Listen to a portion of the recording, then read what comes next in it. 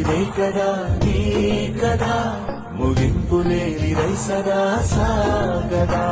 నిస్వార్థమెంత గొప్పదో ఈ పదము రుజువు కట్టదా సిరాలు లక్ష వంపదా చిరాక్షరాలు రాయదా నిసీధి ఎంత చిన్నదో నీ కంటి చూపు చెప్పదా నీలోని వెలుగు పంచగా విశాల నింగి చాలదా మనుష్యులందు నీ కథ